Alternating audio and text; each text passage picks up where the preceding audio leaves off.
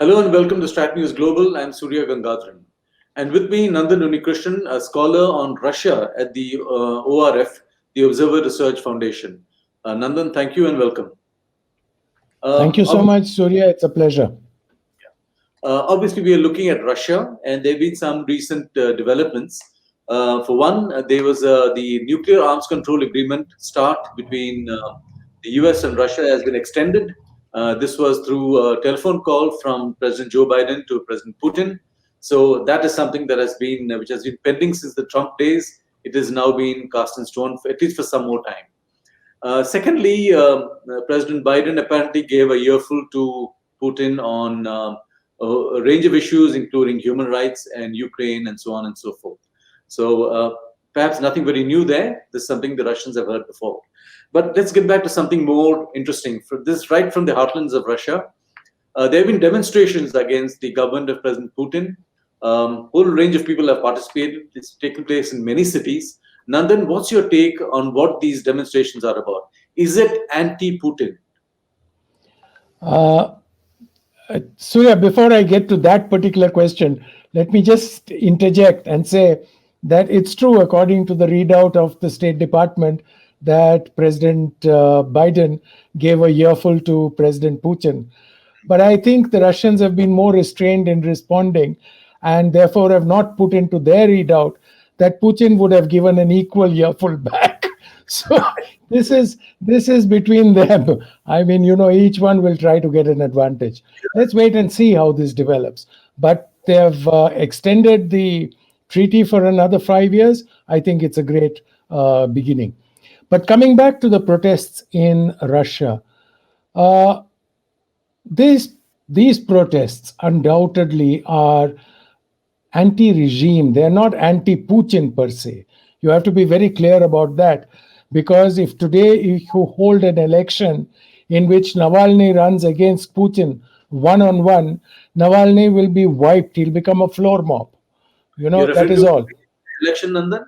If it's a free and yes, fair I'm referring to any election which is overseen by the Indian Election Commission. I mean, anybody. It is just that Navalny is nowhere near personally in terms of popularity. That is one aspect we have to keep in mind all the while. The second thing is that the demonstrations in Moscow and in over 100 other cities on January 23rd are definitely against the government, against the regime, but I would not say that they are against Mr. Putin personally. I think today, undoubtedly, Mr. Putin remains the most popular, legitimately popular leader. If you conducted a straw poll or an election immediately supervised by somebody else, you would still find that Mr. Putin wins it hands down against anybody. There isn't a leader on the horizon who can match him. But it is undoubted also that since 2016, there has been a tangible drop in living standards in Russia. And the Russian people, particularly the middle class and lower middle class, are deeply unhappy with the economic trends. And I think that is reflected in the demonstrations, because the kind of crowd that turned out, including a couple of sociological surveys that were done, are completely different from what would have been a normal Navalny crowd.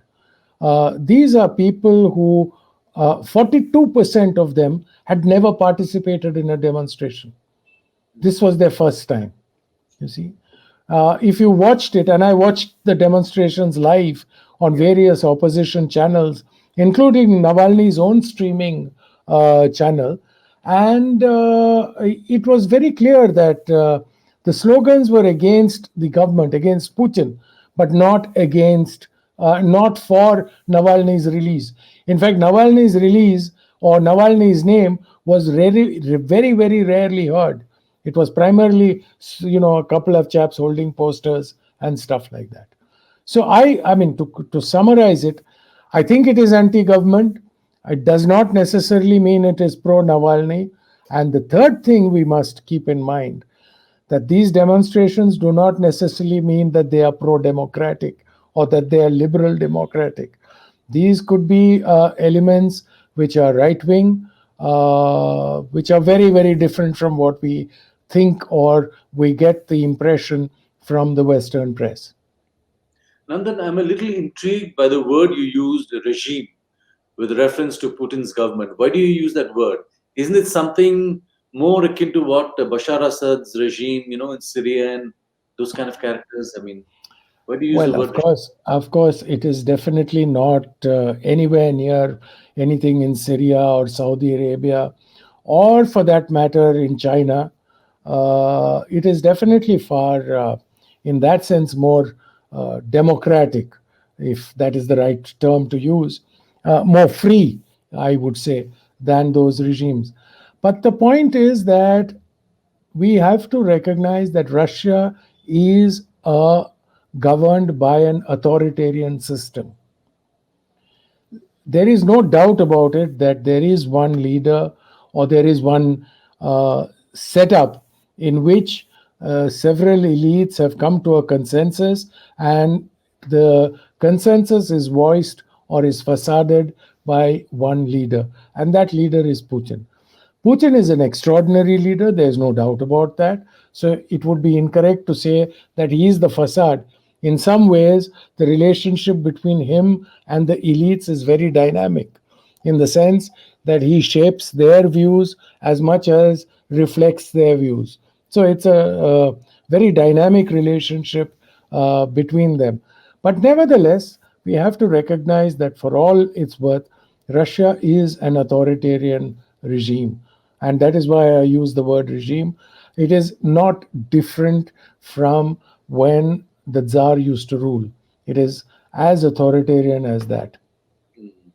Good. So now I want to come down to Mr. Navalny, and we had prepared a graphic a little earlier if that could be run. It's about what Navalny wants. Let's also have it from you, Nandan. What does Mr. Navalny want? Is it political power?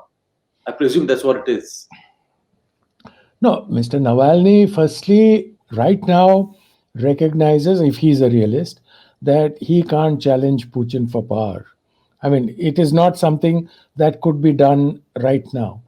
But what he understands is he has his finger on the pulse. He recognizes that there is a huge amount of discontent, disappointment with the current government, and he is trying to harness that discontent to his advantage.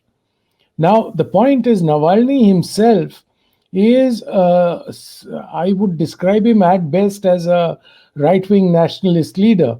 So he is not the most acceptable leader to a vast majority of Russians. But today, since there is no other leader, and he's put himself in the forefront, he is hoping the Russians will rally around him. And it's not a misplaced hope. I mean, let's be very clear, it's not a misplaced hope. But at this point, he has fallen significantly short of the critical mass required. I mean, if you take the most optimistic estimates across the whole country, it's about 300,000 people who demonstrated. I personally believe it will be much lower than that, but I'm going really optimistic. 300,000 people does not, across the whole country, does not really reflect sufficient discontent or a sufficient critical mass for Navalny to challenge for power.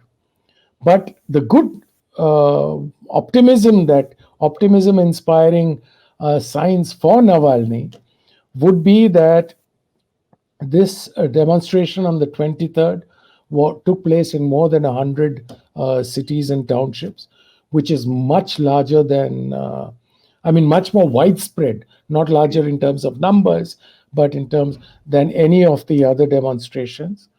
It is There were many places where the demonstrations were held for the first time, and I think I mentioned it earlier, but maybe I didn't. 42% of the people in Moscow, I mean, a survey was done, and on that there is an extrapolation that 42% uh, were attending a demonstration for the first time. My God. So if Navalny is looking at some kind of political, credibility further down the road, what stops Putin from stopping this guy in his tracks, or is it he doesn't deem it important enough? Well, right now, Navalny is not a challenge. Putin has another challenge: rebuilding the credibility of a system which has been discredited by people lower down, right? Okay. Putin personally is, this film, for example, that Navalny put out about the alleged Putin palace and all that stuff. Yeah. Yeah. I don't think that film has cut any ice with anyone who are non believers, because this controversy has been around since 2010. Mm. This whole thing about, oh, this is Putin's palace, the state is using money to build it for him, this has all been going on since 2010. And the number of people who believe in it hasn't increased substantially, you know. So I think the fact that Navalny for the first time directly targeted in his corruption exposes Putin is that he feels that he can get away with it because the people believe that everyone below is definitely corrupt. Okay. So Putin is now standing one level above the rest. And Putin is beginning to understand, not beginning to, I think he's been aware, but maybe was hesitant to do something about it. But I think Putin is going to uh, take actions that would try and restore the credibility of the government. If I have 2 minutes, I just want to point out something else, that, you know, the kind of information that Navalny has been putting out in his exposes since the late 2000s, I think since 2009, a lot of this information is not publicly available. And this is not available from the chap you meet in the street, or someone you casually meet in the metro. This would have to come from very, very sort of inside sources, inside the relevant structures, as it were, inside the corridors of power. So Navalny till now was used as a tool by various factions of the elite to attack each other.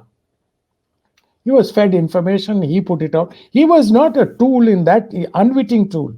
He knew exactly what he was doing, that somebody was trying to use him, but he was counter using them, if that's the right word, because he was discrediting the elite per se, and that's his task.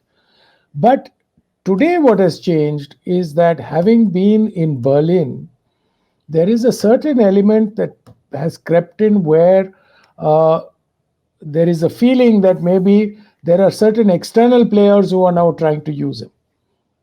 And he again may not be wittingly part of it. It is not that Navalny is an unpatriotic traitor and is sold out to somebody in the West. Not at all. But the point is, he may become an unwitting sort of accomplice or tool to certain programs that are being run outside this. So there is now a certain hesitation within the elite about using him as a tool to attack other sections of the elite. So let's look at Putin now. He's got an extension on his presidency. He's going to carry on for many more years. Is that how it's going to play out? You know, Surya, this is reading the tea leaves. I am not very good at it. Uh, the fact of the matter is that the constitutional changes that have been approved and put into law permit Mr. Putin to technically, after 2024, contest two more elections. That is, if he wins the first one, he can contest one more. So technically, if he wins both, he can be president after 2021, 2024 for another 12 years. So to 2036. That is where it stands as of now in terms of law. Whether Mr. Putin wants to do that or doesn't want to do that is something I don't think anybody can answer except Mr. Putin himself.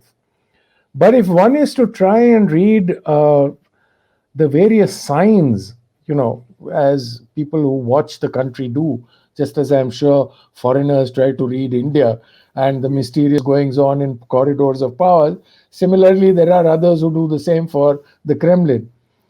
It appears to me that the elites understand that there is a challenge of transition, that Putin is not forever, that he has to change.